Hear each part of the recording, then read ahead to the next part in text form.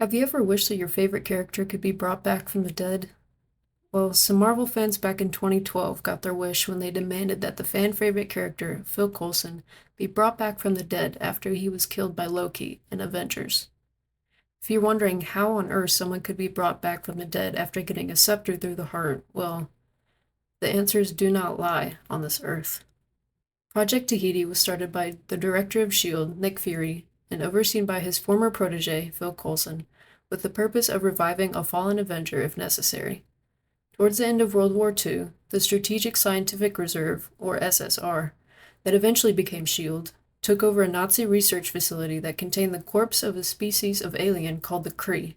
They extracted all of its bodily fluids and created several medicinal drugs from them. One of those drugs was GH325. GH325 was created from Kree blood and had the ability to promote advanced cellular regeneration that could heal severe wounds and even revive the dead. 6 S.H.I.E.L.D. agents that were suffering from terminal illnesses volunteered for testing. They were able to cure all of their ailments. At first, there seemed to be no negative side effects, but just as Coulson was about to authorize the release of the patients, they began deteriorating mentally. 5 of them displayed aphasia, catatonia, and psychosis, but all 6 of them experienced hypergraphia, which, if you don't know what that is, it's a strong compulsion to write or draw. While most of the patients drew these strange symbols, one of them actually carved them into his own skin. It was determined by one of the doctors that the alien biology was somehow implanting genetic memories onto them and creating a psychic schism that drove them mad. And in case you're wondering what the genetic memory was that made them obsessed with these seemingly random circles and lines, it was a blueprint to an underground city built by the Kree. The doctor suggested wiping their memories and implanting false ones to restore their minds. The method of doing this was brutal, and one of the more haunting things on the show. The patients are kept conscious while their brain is exposed, so a machine can implant these new memories. The 2 patients that are shown being subjected to these procedures both beg the doctors to stop and let them die. Are these procedures justified when they result in a new life for these agents that were dying? Once their memories were changed, they were able to lead normal lives with no recollection of their traumatic resurrections.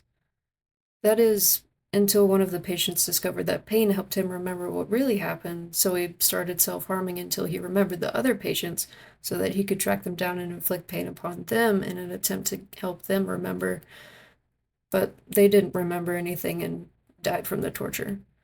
But hey, Fury did also use it to bring back Phil Coulson from the dead, and Coulson was able to save Skye, one of his team members, from dying by giving her the drug, and they both saved the world several times, so was it worth it? I'll give you another piece of information before you decide.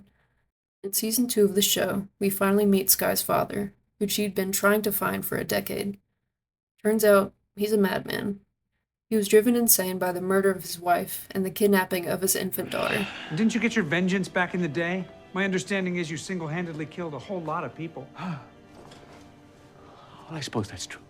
I'm curious how you did it. With style.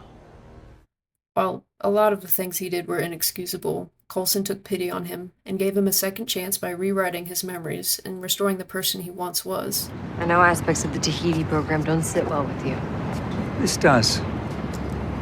He has a lot to give. Now a way to give it. And we get to see him working as a veterinarian as the kind, gentle man that he used to be. Whether or not this causes you to have a more positive or negative opinion of the T.A.H.I.T.I project, or doesn't change your opinions at all, you have to admit, it's always nice to see a character played by Kyle MacLachlan have a happy ending.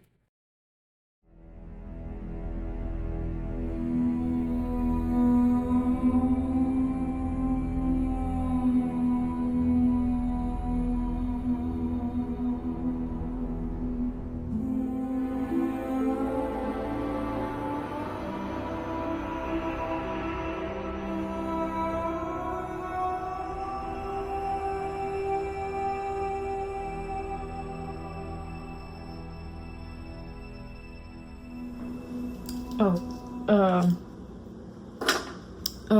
ignore that. That's just some, sketches. So while we know that the T.A.H.I.T.I project isn't, real, and that this could never be done in the real world, and that, GH325 does not exist, it would be interesting for Christians especially to consider the ramifications of bringing back someone from the dead. In Job, it talks about how God gives and takes away, and this includes life. So would this be sort of interfering with God's plans for humanity in terms of when humans do and don't die? I leave that question up to the religion majors.